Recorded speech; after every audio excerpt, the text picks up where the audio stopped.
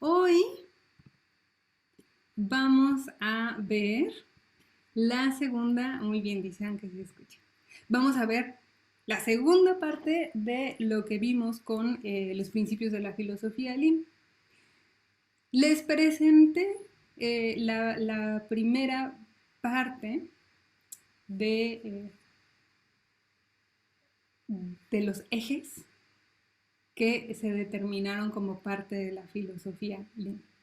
Habíamos platicado que esto es una deducción de una forma de gestión que tienen en la cultura japonesa.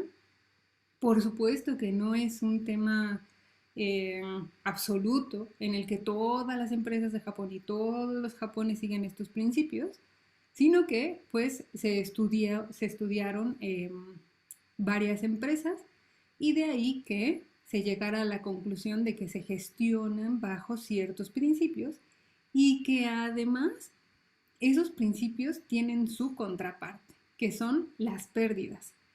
Las pérdidas eh, lo platicábamos con Lean Startup. Lean Startup lo que busca es hacer ciclos de mejoramiento continuo, donde voy teniendo ideas, voy aprendiendo y voy mejorando, voy incrementando el valor, pero al mismo tiempo voy disminuyendo las pérdidas.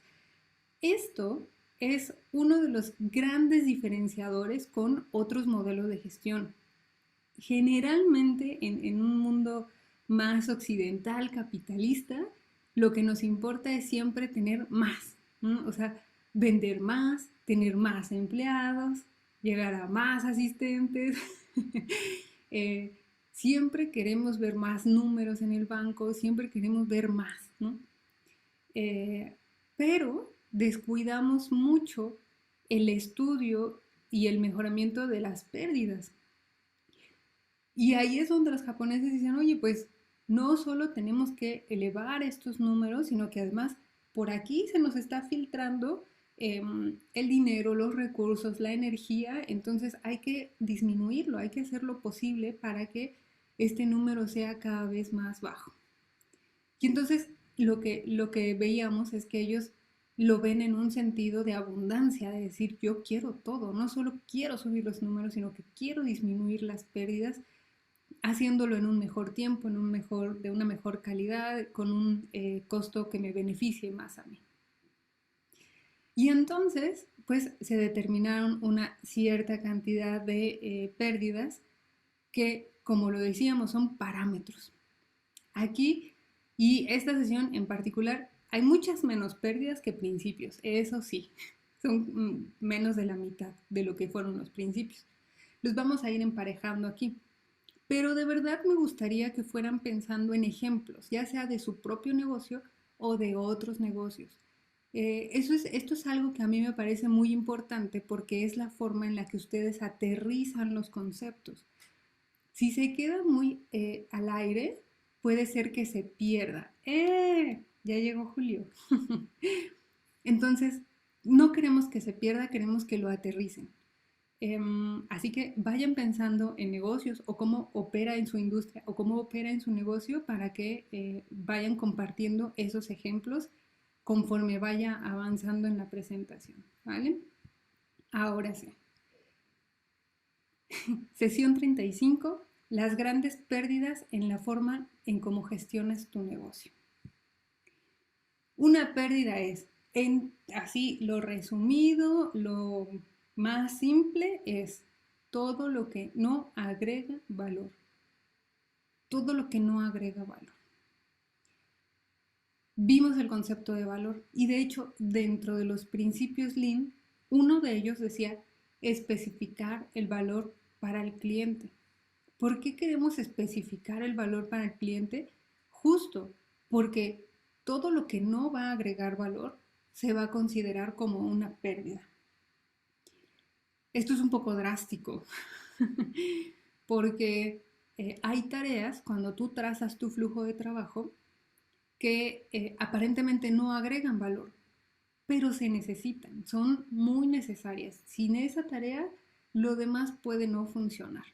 Es un poco como si siempre estuviéramos haciendo lo que siempre queremos hacer y nunca hiciéramos lo que tenemos que hacer, ¿no? O sea, me gusta despertar con energía, pero no me acuesto temprano, ¿no? Pues acostarte temprano es una tarea que tienes que hacer si quieres despertar con energía al día siguiente. Pero hay tareas que en absoluto agregan valor. Por ejemplo, en esta dinámica, pues ver el celular antes de dormir es una acción que no te genera valor, por hacer una analogía. Es muy importante que ustedes hagan el flujo de trabajo de su proceso, cómo parten del punto A al punto Z, produciendo el valor para el cliente y de esa forma encontrar todo lo que no agrega valor. Otra forma en la que explican la pérdida es todo lo que sea distinto a los recursos mínimos necesarios. Estamos hablando recordando que esto viene de la producción en masa en fábricas. Entonces aquí lo mencionan como materiales, máquinas, mano de obra, pero en general lo podemos llevar a nuestra industria. Por ejemplo, los que están en fotografía, todo lo que sea distinto a los recursos mínimos necesarios, es decir, a lo mejor yo tengo un filtro, voy a inventar porque ya no me acuerdo los filtros, HD, ¿no? Y ese filtro lo que hace es que las nubes se vean con más textura, pero yo jamás hago fotografías a las nubes. Bueno, pues ese material básicamente es una pérdida porque no entra dentro de lo mínimo necesario que tú necesitas para entregar un producto que agrega valor al cliente. Otra forma de comprender esta primera parte es que lo que agrega el valor es algo que el cliente está dispuesto a pagar. ¿Se acuerdan que cuando veíamos la propuesta de valor en el modelo de negocios, decíamos, estamos muy acostumbrados a ver lo que hacen los demás y entonces equipararlo y decir, ok, mi propuesta de valor es, te entrego más rápido, lo mío es más bonito, yo tengo renombre, etcétera, ¿no? Pueden suceder varias cosas. Y le dábamos la vuelta y decíamos, bueno, pero el valor tiene que ser determinado por el cliente. El cliente es el que tiene que decir, yo te compro porque vives más cerca. Y tú no sabías que eso era parte de tu propuesta de valor. Y tus clientes son los que viven a 2 kilómetros a la redonda. Fíjense, estaba platicando con un colega acerca de una cosa que se llama el avatar. El avatar es una forma de dibujar a tu cliente ideal, ¿no? Le pones nombre, le pones profesión, sus hobbies, cuál es su día a día. Tú dibujas a una persona. Y esa persona va a ser el prototipo de tus clientes. Ya lo veremos en algún otro punto. Y justo lo que le platicaba es que su avatar no es alguien que está fuera de su alcance. No es alguien a quien todavía no conoce y no sé, no es alguien que está allá afuera. Su avatar ya lo escucha porque él ya tiene trayectoria, ya tiene seguidores, ya tiene compradores, ya tiene clientes. Y entonces cambiar esta perspectiva de dejar de ver hacia afuera y ver hacia adentro, qué es lo que tú ya estás ofreciendo y aunque tengas 2, 3, 4 clientes, descubrir, oye, ¿tú por qué me compras? Ya así como, neta, vamos a sincerarnos. Hay formas como las encuestas para tratar de investigarlo de forma polite. Pero si puedes netear, mejor. Oye, ¿tú por qué me compras? ¿Por qué te gusta mi servicio, mi producto? Y en una de esas te das una sorpresa y descubres cuál es tu valor. Entonces, si el valor es todo aquello por lo que tu cliente está dispuesto a pagar, entonces todo por lo que no está dispuesto a pagar es una pérdida. Otro ejemplo. Ahora estoy armando el taller de el entrenamiento de organización de festivales y grandes eventos. Vamos a ver patrocinios en la siguiente sesión. Y muchas personas, o más bien el esquema normal, más común de presentar patrocinios es presentar paquetes. Paquete uno premio. Paquete 2 plata. Y paquete 3 pues bronce ya, ¿no? Nada más para no ponerle carbón. Y siempre les ofreces una serie de beneficios y le dices, mira, por estar aquí te ofrezco ciertos beneficios, por estar aquí te ofrezco otros ciertos beneficios. Y lo que termina sucediendo es que las marcas dicen, mira, yo no te quiero pagar por esto y esto y esto, pero quiero que me vendas esto, esto y esto que tú no me habías ofrecido. Esa es una gran forma y un gran ejemplo de cómo tus clientes te pueden decir, lo que yo valoro de ti es esto. Por esto sí estoy dispuesto a pagar, por esto no. Sucede mucho en algunas otras plataformas de, por ejemplo, envío de correos electrónicos, muchas plataformas de software que dicen, oye, pues yo te ofrezco el plan A, plan B y plan C. Si quieres algo personalizado, escríbenos. Ahí el hueco es que generalmente algo personalizado se refiere a si eres mucho más grande y tienes más presupuesto que esto, escríbeme. Pero bueno, estaría muy interesante que te abrieras a la posibilidad de decir, oye, pues tu cliente, dime qué de esto estarías dispuesto a pagar y a ver, arma tu proyecto, ¿no? Les voy a enseñar después en otra sesión, hay una plataforma que se llama GoDaddy, que es donde compras dominios. Ellos hacen una cosa muy interesante. Tiene otros nombres, va para otro objetivo de otra sesión, pero se los comento ahora. Tú compras un dominio y te van ofreciendo otras cosas, ¿no? ¿Quieres comprarle seguridad a tu sitio? 299 pesos más. Bueno, mucho más. ¿Quieres correo electrónico? 500 pesos más. ¿No? Pues es una forma de decir por qué cosas sí son las que quiero pagar. Eso por supuesto es una técnica de ventas porque te atraigo con un precio muy corto y después vamos elevando el costo. Misma estrategia que utiliza Mac, misma estrategia que utilizan los coches. Ya que me compraste un coche, bueno, pues ahora ponle estampitas en los vidrios y te la vendo. Pero bueno, eso es tema de otra sesión. Lo importante en esta es detectar que todo aquello por lo que mi cliente no está dispuesto a pagar va a ser considerado como una pérdida. Bien, vamos a ver la primera pérdida que nos comentan aquí Iker y Meyer o otras personas. Disculpen que no soy muy buena recordando los autores, pero bueno, ellos.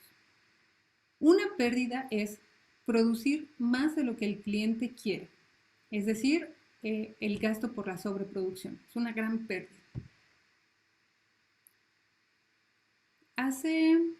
Cuando empezó pandemia, le ayudamos a mi mamá a emprender con un proyecto de macrames. Ahora ya no está trabajando en el proyecto, está enfocada haciendo otras actividades, pero en su momento primero produjo muchos macrames, como 100 macrames. Entonces tuvo que comprar el material para 100 macrames y dedicarle tiempo para producir 100 macrames y luego tenía que guardar 100 macrames. Eso fue una sobreproducción. Luego, en la hipótesis, dijimos, bueno, pues es que la gente quiere una maceta con planta en el macramé. Entonces, compró macetas, compró plantas y entonces tenía una gran producción de cosas para vender, de productos para vender. El gran problema es que descubrimos que las plantas se mueren, que las macetas se rompen o se dañan y que no necesariamente la gente quiere todo junto. Entonces, aquí hubo un gasto por sobreproducción. No se debió haber comprado tanto ni haber producido tanto. El mínimo necesario para que el cliente viera un catálogo. Incluso hay muchos negocios que sobreviven de decir, oye, pues me descargo fotografías de bancos de imágenes y te digo, pídeme lo que quieras de aquí y yo lo voy a interpretar o lo voy a producir a mi manera y te lo voy a dar. ¿Por qué? Porque haciendo este tipo de técnicas puedes evitar que sobreproduzcas algo. Cuando ustedes se encuentren en esta decisión de, ¿sabes qué? Es que para hacer este proyecto yo tengo que comprar 200,000 botellas de vidrio, o no sé cuántos carteles o no sé cuánta producción, pregúntate si esto no será una pérdida por sobreproducción que se te termine quedando. Otro ejemplo, por ejemplo, otro ejemplo, a mí me irritaba bastante, es que yo me terminaba quedando con todas las cosas del festival, pero todas estoy diciendo de lazos, cartones, tablas, tornillos, todo lo que quedaba de la escenografía y de todo lo que usáramos en Fotofestín terminaba en mi casa. Apielado en cajas que no tenían idea de qué eran ni de qué tenían. Algunas llegaban con basura, porque pues cuando haces el desmontaje, pues todo se mete a la camioneta, todo llega a la casa. Y uno de los grandes desperdicios han sido las playeras. Y las playeras se sobreproducían porque nunca hubo un buen control de tallas. Entonces había talla mediana, mediana para mujer, mediana hombre, y entonces cuando llegaban las playeras descubrían que la talla mediana mujer era muy grande y entonces se ponían la chica y entonces se cambiaban la talla. Total, que personas que tenían 3 playeras se quedaban con 2, sobraban 5, etcétera. Voluntarios que ya no se aparecían. Y yo les juro que me llegué a quedar con una bolsa de 30 o 40 playeras. Fue una sobreproducción que yo guardé por muchos años, ahora ya no la tengo. Pero fue una pérdida, un gasto. Y en ese sentido, dice, mira, dice Minerva como la merma va adelante. Ahora te lo voy a compartir. Dentro de los principios decían, usa pool para evitar la sobreproducción, por eso se van complementando los principios con las pérdidas. Si te estoy recomendando que uses pool, es decir, esto de que el cliente pida y tú aprendas la máquina para que el cliente tenga lo que quiere cuando lo quiere, lo que sucede es que nunca vas a tener sobreproducción. Entonces, si sigues este principio, no tendrías por qué tener esta pérdida. Ahí viene por acá más adelante, como unas 5 pérdidas más, ahí está lo de la merma. La espera de los empleados, la pérdida de tiempo en mano. Antes de la pandemia trabajé en una empresa y me tocó conocer compañeros que eran técnicos, es decir, operativos. Lo que tenían que hacer era cosas muy manuales. Ir, mover cosas, quitar cosas, poner cosas. ¿Qué significaba eso? Que cuando ellos no estaban haciendo eso, no estaban haciendo nada. Y había como una cierta desesperación de, es que no, los tengo aquí y no están haciendo nada y yo sí les estoy pagando y, estas cosas que suceden cuando pagas nómina. Pero dentro de los principios dice, oye, pues de entrada, deja que la producción y el valor fluyan. En este caso, cuando los empleados están esperando y están perdiendo el tiempo esperando que algo suceda, es decir, yo no puedo trabajar hasta que tú no me des mi siguiente orden de trabajo y entonces yo sepa qué es lo siguiente que yo tengo que mover. Ahí hay una pérdida, dentro del flujo hay una pérdida que tú tienes que compensar. También dentro de la estructura de las empresas nos hemos olvidado muchísimo que tampoco las personas tienen por qué, de verdad, no sé de dónde sacamos que todos queremos trabajar 8 horas al día, 5 días a la semana, a veces 6 días a la semana. No es humano, no es posible, no es viable. O sea, por eso las personas pasan tanto tiempo en el baño, en el café, en el desayuno, en la plática. Ni yo que trabajo con proyectos que amo y que me encantan y que me dan el beneficio directo a mí, quiero trabajar todo el tiempo. No es real. Nosotros necesitamos distraernos. Pero bueno, en este sentido, lo que estamos hablando son en qué momento tus empleados o tú no hay nada que hacer porque estás esperando a que los novios te den la selección de fotografías para el álbum y no hay nada que puedas hacer. Estás esperando a que los clientes tengan acceso a las plataformas y no hay nada que puedas hacer. Cada vez que tú tengas esperas marcadas dentro de tu flujo de trabajo, es una pérdida. Y entonces tienes que trabajar para que tu flujo de trabajo sea fluido. Dice Adán, hubieras hecho un giveaway de playeras. ¿Qué crees? Que en la sobreproducción hay muchos conflictos. Por ejemplo, se ha sabido mucho de empresas que prefieren tirar su, su residuo orgánico. Yo me enteré de una empresa de café que prefería tirarlo al mar en lugar de regalarlo, porque se supone que el mercado no puede tener un excedente de tu producto gratis, porque si lo tuviera gratis, arruinas la demanda de tu producto. Eso es muy debatible, tiene que ver muchísimo con economía y con otros aspectos y por supuesto tiene un impacto social, no los vamos a tocar ahora. Pero hay muchos ejemplos de ese tipo. También, por ejemplo, cuando hacen sobreproducción de bolsas o de artículos de alto valor, no recuerdo cómo les llaman. Pero, por ejemplo, una bolsa que vale miles de pesos o millones de pesos, no sé cuánto llegan a costar esas cosas, o unos zapatos o una prenda o algo, y que hay una sobreproducción que ya no se va a vender, pero que no la puedes regalar, porque si tú la regalas, le va a llegar a alguien que la va a aportar y que no va de acuerdo al perfil de tu avatar, de tu comprador. Y entonces, si alguien que sí es tu comprador se la ve a alguien que no es tu comprador, es cuando las marcas pierden todo el branding que construyeron de producto de alto costo.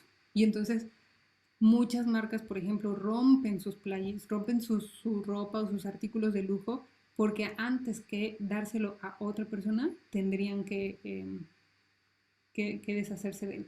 En el caso de Fotofestín, el gran problema es que la playera decía voluntario. Y yo la primera edición sí dije, bueno, pues hay que regalar estas playeras.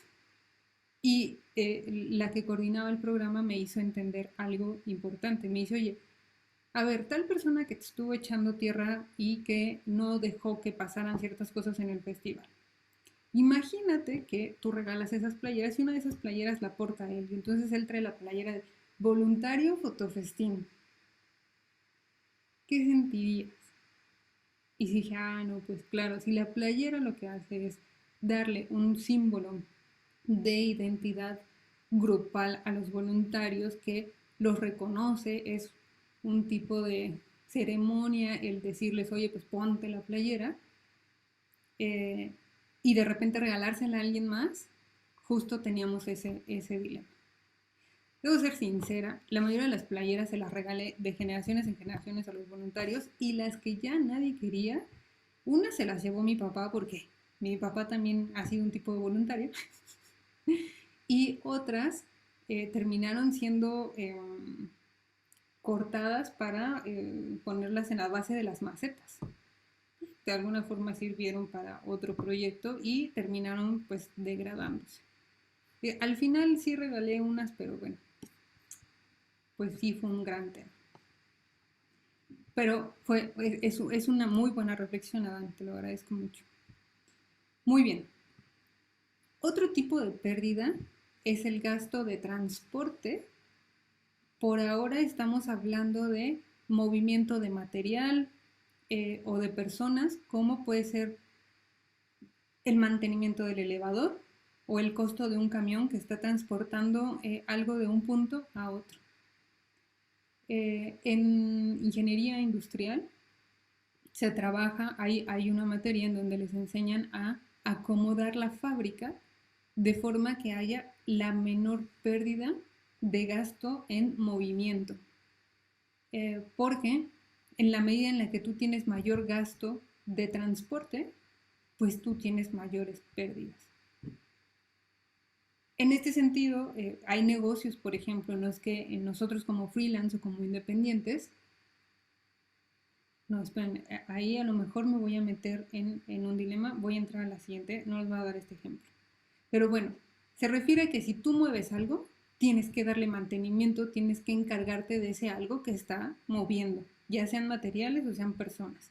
Si estás moviendo, por ejemplo, hubo una hacienda de tequila a la que fui que se llama Hacienda de Tequila Patrón y ellos es una hacienda y alrededor tienen pencas.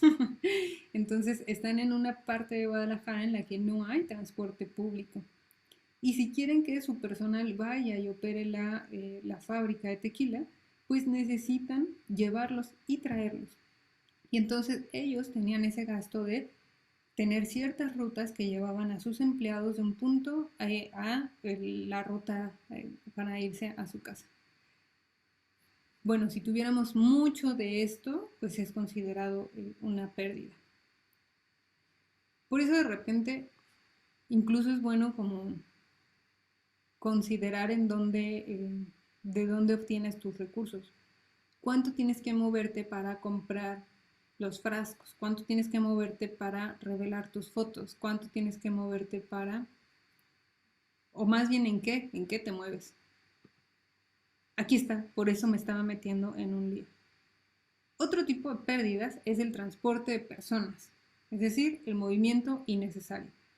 A ver, aquí, en el ejemplo de la hacienda de Tequila, el gasto está en el mantenimiento del camión, en el mantenimiento de llevar a todas esas personas a su casa. Acá es directamente sobre el movimiento innecesario, el gasto por movimiento innecesario. Lo pueden ver en sus casas. Esto lo pueden aplicar a muchos aspectos de su vida. Háganlo. Si ya viven solos, háganlo en su cocina, por ejemplo. La alacena es un gran ejemplo de cómo puedes hacer un movimiento innecesario. Porque para sacar la sal tienes que quitar la catsup, la cajeta, y entonces ahí atrás está la sal. Y ahí va de nuevo la catsup y la cajeta. Y luego quieres el epazote, entonces quitas la catsup, la cajeta, el azúcar, la sal y sale el epazote. Todo eso son gastos innecesarios de movimiento. Porque tú estás generando un movimiento innecesario. En general, en cómo se mueven ustedes para hacer sus cosas. En los fotógrafos, por ejemplo, en cómo acomodan la maleta, los estuches, qué tanto tienes que moverte para lograr sacar tu cámara y disparar, ¿no? Y es otro tipo de pérdida. Otra, procesamiento innecesario. Es decir, hacer cosas que el cliente, hacer más cosas de las que el cliente va a usar. Eso también lo conocen muy bien los programadores, porque es muy sencillo elaborar algo muy complejo en donde de repente te das cuenta de que nadie utiliza el botón de salida. Nadie, nunca nadie, utilizan el touch. Y entonces, cuando generas tus plataformas, dices, bueno, puse más cosas de las que el cliente va a usar. Photoshop es un gran, un gran ejemplo de eso, por ejemplo. O que creemos que es una función o es algo que el cliente va a necesitar, va a usar y que es bueno para él. Por ejemplo, yo peco con mis clientes de marketing.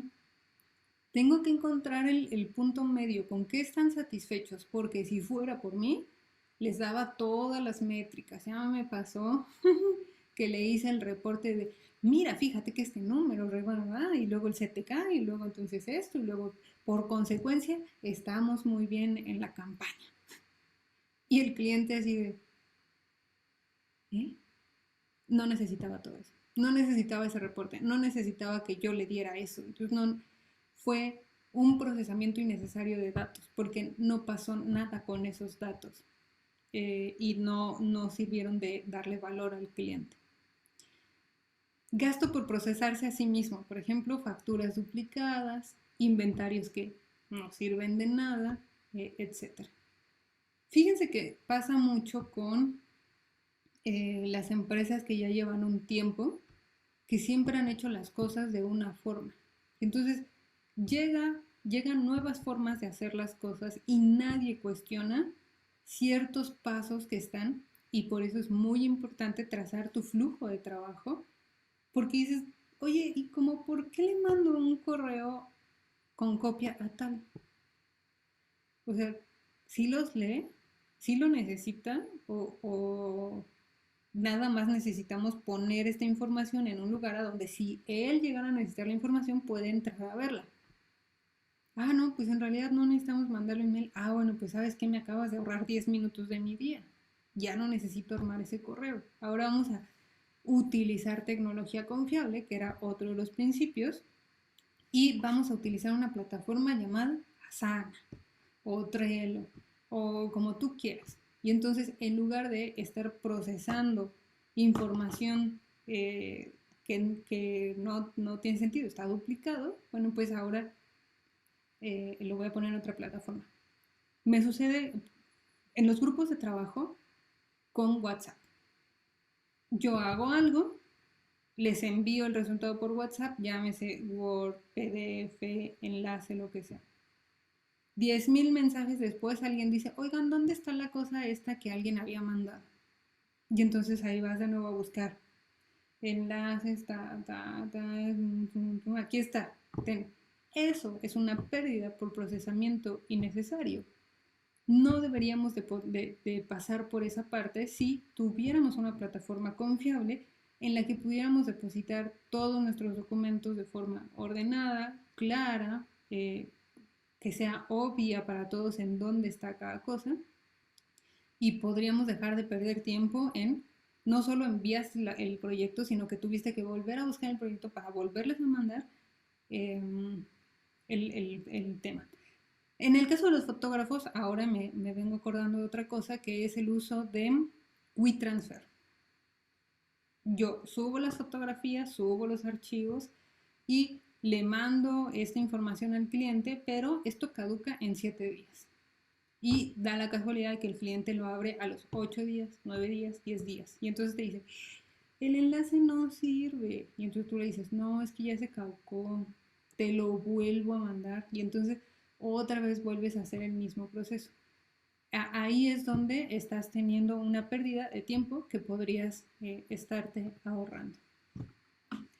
Otro tipo de pérdida, y esto también es polémico, es todo el inventario físico. Todo el inventario físico es una pérdida. ¿Por qué? Porque para tener un inventario necesitas tener dónde guardarlo. En Fotofestín guardé por años y llené una bodega cosas que ni siquiera sé por qué estaba guardando. Es más, de 2019 todavía tenía una caja de telas que ya nos entregaron asistentes. Simplemente fue mucho más lo que hubo una sobreproducción de paquetes de kits que la cantidad de personas que llegaron a recoger esos kits. Y yo me quedé con esas telas. Entonces tengo que tomar una decisión. O las sigo guardando, tengo que tener espacio para guardarlas. Ese espacio que utilizo para guardarlas no lo puedo utilizar para ninguna otra cosa que ayude, en este caso, a mejorar mi calidad de vida. Pero si fuera un espacio de trabajo, no podría utilizar ese espacio para hacer algo más. A lo mejor quitando todo lo que está de inventario, yo puedo hacer conferencias, charlas, convertirlo en un estudio, etc. Tienes que tener dónde guardar el inventario. Después tienes que darle mantenimiento a ese inventario. No puedes dejar que se llene de polvo porque te hace daño a la salud y a tus empleados, ni puedes dejar que se eche a perder si le da el sol, si se moja, si no puedes, tienes que darle mantenimiento. Y finalmente tienes que poder acceder a él, entonces necesitas tener registrado que yo sacaba las cajas y revisaba, ¿qué tiene esta caja? A ver otra caja, ¿qué tiene esta caja? ¿No? Eso es parte de la pérdida del inventario físico. Es comprensible que en muchos negocios sea necesario tener un inventario, pero hay que tener cuidado hasta dónde llega ese inventario. Por ejemplo, Turicia es una de estas empresas que importa eh, productos fotográficos, pero llega un punto en el que para meter marcas nuevas que están vendiendo productos, necesita sacar las que ya no se vendieron. Y entonces hace grandes ventas de 50%, 70% y unos descuentos. Y encuentras cosas que dices, órale, esto lo puedo haber comprado en otro momento a un precio mucho más caro. Pero, ¿qué es más caro? ¿Qué les sale más caro a Turicia? Venderlo. a un costo muy bajo o retenerlo. Fiscalmente tiene ese inventario, tiene que demostrar que ese inventario salió, a ver cómo sale, pero sale. Entonces, sí se puede volver compleja la decisión de decir, bueno, pues esta es una pérdida que asumo o esta es una pérdida que no quiero tener. En este caso, por ejemplo, dice el principio de dejar que el cliente pida. El cliente obtiene lo que desea. Cuando lo desea, volví a poner el cuando lo desea en la cantidad que lo desea.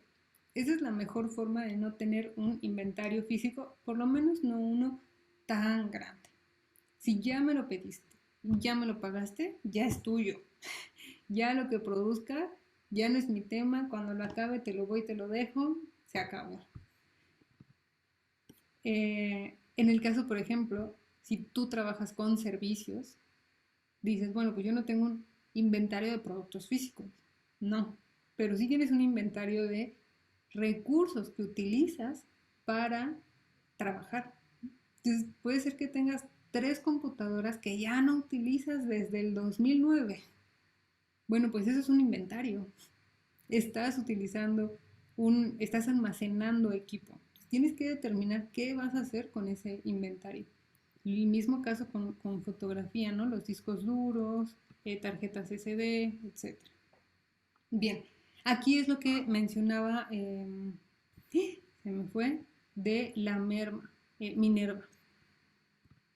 Otro tipo de pérdidas es el gasto por hacer productos defectuosos.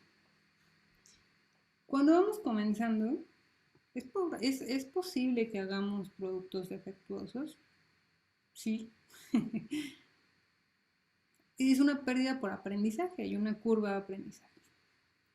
Pero hay empresas en las que se está haciendo un producto defectuoso y no se detiene a corregir para dejar de hacer ese producto defectuoso.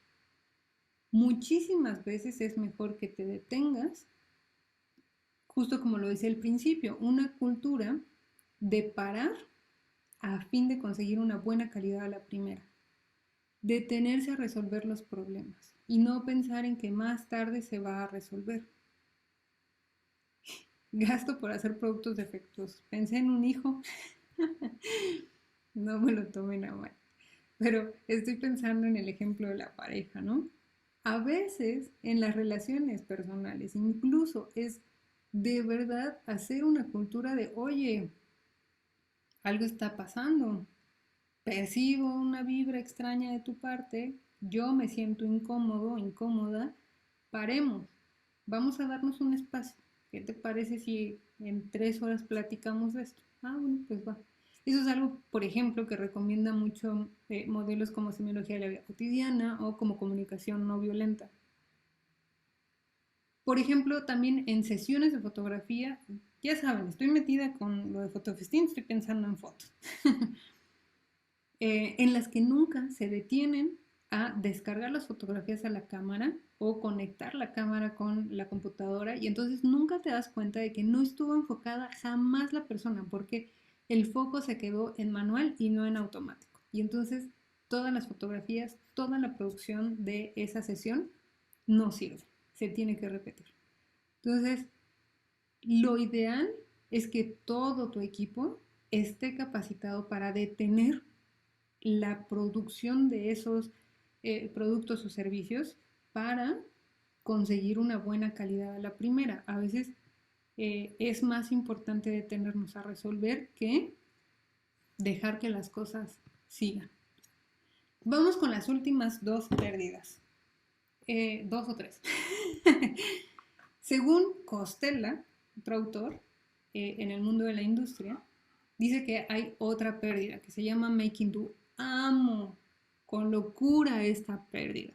Esta pérdida es la guía que culminó en la forma en cómo gestionamos el voluntariado en Fotofestín. Tiene mucho que ver con también la forma en cómo gestiono la agencia de marketing. Se llama Making Do. Y dice, obligar a que las tareas, el trabajo pase, aún sin las herramientas que se necesitan, ¿cómo puede ser? Oigan, arranquemos pero ahorita les digo, estamos en la primera etapa de planeación, bueno, pues se vale bocetar, dedicarle un poco de tiempo, mandar el proyecto y que nos otorguen el apoyo. Otra cosa sería empezar, como ya lo hice en otras ediciones de Photofestín, a, oye, pues voy a hacer esto, vente, te invito, te invito, te invito, te invito, te invito, forzo a que a que las tareas pasen, aún sin que estén las condiciones. Dice, empezar a hacer la tarea sin las condiciones mínimas. Condición mínima, que haya presupuesto. Ahora ya lo sé. Primero presupuesto, después se arrancan las acciones. ¿A qué se refiere también con, dice, esto provoca errores, crea supuestos que hacen que el trabajo se rehaga o se interrumpa el flujo de trabajo? Sucede muchísimo, en especial cuando los jefes dicen, empieza a editar el video. ¿Cuál video? Ah, pues el que vamos a tomar mañana. Ah, no, pues es que no hay video. Bueno, pues ve seleccionando la música. No, es que primero necesito ver el video y después elijo la música. No, puedes ir eligiendo, por lo menos vete haciendo el catálogo. No tiene sentido, voy a hacer algo antes y después tú me vas a dar las condiciones y las herramientas necesarias y entonces yo voy a tener que regresarme y probablemente, quizás sí se adelante el trabajo, pero lo más probable es que lo tenga que rehacer. Y entonces es una pérdida. Y cuando trabajas en equipo, eso puede ser un golpe muy duro para las personas, porque ¿cómo es que mientras yo, que estoy liderando, que tú eres el jefe, que tú eres el que está coordinando, si tú no sueltas y no das las herramientas y las condiciones necesarias, la gente no puede trabajar? Y si obligas y si haces el making do, forzas a que las cosas sucedan, pues vas a generar una pérdida porque es muy probable que las cosas se tengan que rehacer. Entonces, tú que tienes un negocio, tienes que concentrarte en, si vas a tener un equipo de trabajo, en proporcionarles las herramientas necesarias y las condiciones necesarias. Hace poco me pasaba con Mon, con quien estamos creciendo la agencia de marketing. Y decía, oye, pues yo puedo ir haciendo el anuncio. Y le dije, no, ¿sabes qué? No, no están las condiciones. Esperemos a mañana a que el cliente nos conteste y una vez que nos conteste arrancamos el boceto de la campaña. De todas formas no se hubiera hecho así que digas, ¿cuánto adelanté? No. Y probablemente ahorramos una pérdida en making do. A ver si ustedes ya se imaginan ejemplos. Aquí, por ejemplo, está el principio de nivelar la carga de trabajo. Cuando yo nivelo la carga de trabajo, pues hace muy poco probable que alguien esté generando una pérdida por making do, que esté haciendo trabajo de más, que como no está en flujo con los demás, se termine rehaciendo ese trabajo. Otra que me encanta, estas son las que más me fascinan. Subestimar una tarea. Pensar que ocupa menos recursos y tiempo para ejecutar una tarea o no cumplir con las especificaciones requeridas. Me la he hecho en 1 hora. Ay, me pasó hoy. Dije, voy a subir la sesión de el entrenamiento. Estoy súper bien de tiempo, lo dejo cargando, me fui a platicar con mi suegra, regreso y veo que no se cargó. Subestimé una tarea, solo se tenía que subir un video, no era gran cosa, pero mi internet estaba fallando. Entonces el nivel de la velocidad de subida era muy poca, así que subestimé una tarea. Pensé que me iba a ocupar menos tiempo para ejecutarse y no. Y eso me generó un retraso de 13 minutos, una cosa así, terrible para mí. Pero bueno, hay que tener mucho cuidado con subestimar una tarea. En especial, nosotros que trabajamos mucho con servicios, tenemos que tener cuidado de, oye, pues ármame un proyecto que haga esto y que haga lo otro, y entonces quiero esto, y quiero que esté editada, y quiero que no sé qué, y tú dices, bueno, pues yo creo que me tardo como unas 30 horas. Y finalmente te das cuenta de que es una tarea que fue subestimada. Y hay un principio que la precede, que es estandarizar las tareas y los procesos. En la medida en la que estandarices la mayor cantidad de las tareas y de los procesos, te vas a dar cuenta de que no evitas el tener esta pérdida de subestimar una tarea. ¿Por qué? Porque ya está cronometrada, medida, ya está perfectamente asimilada. Incluso, por ejemplo, yo porque estoy grabando las sesiones, un día grabo, un día edito, un día subo y voy así directo en vivo con el entrenamiento porque estoy leyendo los comentarios. Pero, por ejemplo, me doy cuenta de que tendría que subirlo ese día en la mañana, por lo menos, ¿no? Y entonces ya no subestimo esa tarea, sino que la estandarizo y la pongo todos los días que lo voy a publicar en la mañana. Una última es no usar la creatividad de las personas y no escuchar a los empleados. Hay una cosa que se llama heptagrama, que está dentro del modelo de semiología de la vida cotidiana. Les recomiendo infinitamente que se acerquen a esta propuesta que, más allá de catalogar a la gente por tipos de personas, de personalidades, lo que hace es, bueno, pues tú cuando naces tienes ciertos condicionamientos biológicos y tienes cierta prevalencia de algunas hormonas. Ya va muy avanzada el estudio de cómo se van relacionando nuestro cerebro, nuestras emociones y nuestras hormonas. Entonces, se hace una división de varios tipos, entre los que está, por ejemplo, el estructurado. Yo soy de esa tipología, soy estructurada, y los estructurados tenemos ciertas características. Y una de esas características es que pues nos da por saber de todo y abusar de ese lugar y entonces padecer de soberbia. ¿Qué implica la soberbia? La soberbia implica yo estoy bien, tú estás mal. No me importa en qué. Yo estoy bien, tú estás mal. Y además voy a encontrar todos los argumentos para decirte por qué estás mal. Y me vas a terminar pidiendo perdón. Eso en un estereotipo de un actante poco trabajado. En este caso, por ejemplo, ya llevo un rato trabajando con mi tipología y entonces me voy acercando cada vez no, a ver, inteligencia colectiva. Esto lo puedo bajar al grupo y no lo tengo que decidir yo sola. O lo que yo estoy considerando se puede alimentar muchísimo más de las personas que me puedan dar retroalimentación. Y entonces tengo que aceptar que yo me puedo equivocar, sí pasa, aunque no crean, no es cierto. Y entonces aprovecharme de la creatividad de las personas, es decir, considerar que si yo soy valiosa, la otra persona es valiosa y entonces tiene ideas muy valiosas, independientemente de si es un voluntario recién egresado o que todavía es universitario o que es alguien que está en otra industria o lo que sea. Tu equipo tiene una creatividad que tú puedes utilizar, ¿no? Y no utilizar la creatividad de las personas y no escuchar a los empleados es una gran pérdida. Y que además nosotros como dueños de negocios, no te rías, Julio, no, no es cierto. Nosotros como dueños de negocios tendemos a hacernos responsables de muchísimas cosas.